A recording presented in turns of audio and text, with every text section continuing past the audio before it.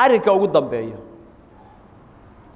oo qofka u sahlahaya inuu waxa weeyaan diinka ku sugnaado u fududaynaya waxa kamid ah qofka horta inuu fakaro adiga maalma joogaysa maxaa ka dambeeya maxaa ilaahay agtiisa yaala ilaahay agtiisa waxa yaala cadaab iyo janno cadaabka iyo jannadaasna waxa ka horeeya dhimasho aad dhimanaysid oo muxaqqiq ah ilaahay wuxuu yiri faman zuhziha 'anil naari wa udkhila al-janna faqad faz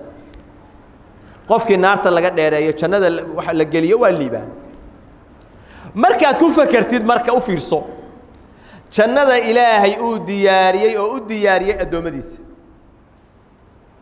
muttaqiinta iyo jannadaasi waxa dhex yaala inay tahay meel aan laga dhimanahayn oo aan laga daqoobahayn oo aan mataqaana cabsi oolin oo wax allaaliya aan baahi la arkahayn oo waxa weeye wax alla waxa qof ugu soo dhaca oo helahay oo in allaaliya intuu rabo iska helahay oo sidoo rabo u raaxaysanayo jannadaas ilaahay agtiisa inay taala markaa ku fakartid nabigu inuu yiri ilaahay wuxuu yiri a'datu li'ibadiy as-salihin ma la 'ayn ra'at wala udhun sami'at wala khatara 'ala qalbi bashar adoomadayda saalihiinta waxaan u diyaariyay waxaan qalbiga basharka ku soo dhicin oo dhagi aynan maqal oo ilaa aysan arag ayaa u diyaari marka ku fakartid midaas noloshaan oo dhanba macna ku yeelan mayso waxa ku fududaanaya masaa'ibta kugu dhacaysa iyo dhibaatooyinka kugu dhacaya oo dhan way ku fududaanayaan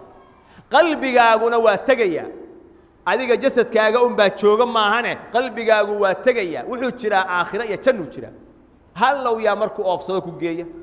adduunyada hadaa dibkeeda ka bixi lahayd sadaqadaada badso salaadaada badso soonkaaga badso mar un ha ku dhaafto adduunyadan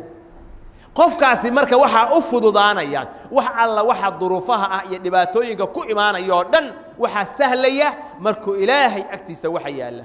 oo janno iyo nimco iyo barwaaqo u xasuusto waxa weeyaan masaa'ibtaan oo dhan waa u fududaanaysa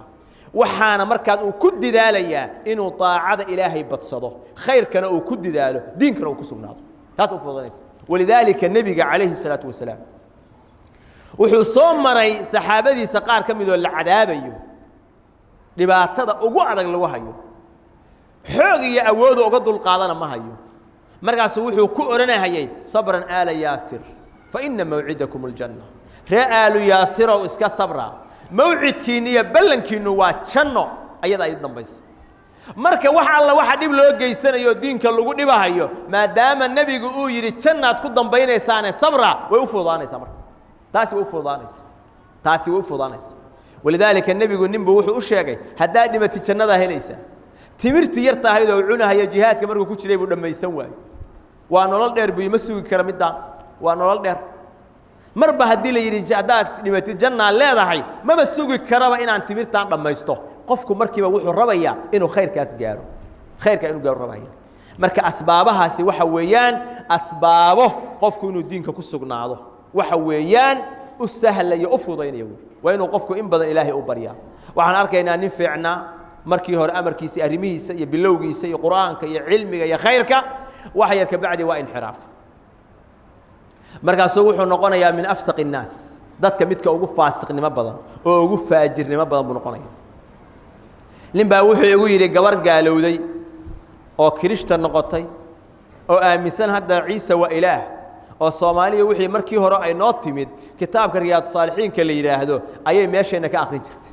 gabar muxajjabad ay ahayd Riyaad Saalihiin bay akhrin jirtay gabdhaha cilmiga u akhrin jirtay markii dambana waxay gaartay inay tiraahdo Ciisa ilaah ah ilaahi dhul iyo cir abuur ilaah ma soo ma jeed qof baa arkaysa sanadkii hore u fiicnaa sanadkaanu fasaad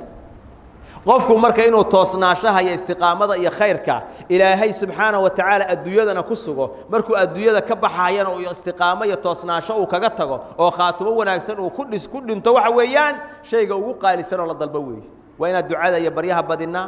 sabarka diinka aan ku sabrayna la nimaadnaa macaasida iyo xumaanta aan ka sabarnaa ilaahay subhanahu wa ta'ala inuu noo diyaariyo meel fiican hadaynu iimaan iyo amal saalix aan la nimaadno waa inaan ogaanaa oo xasuusnaa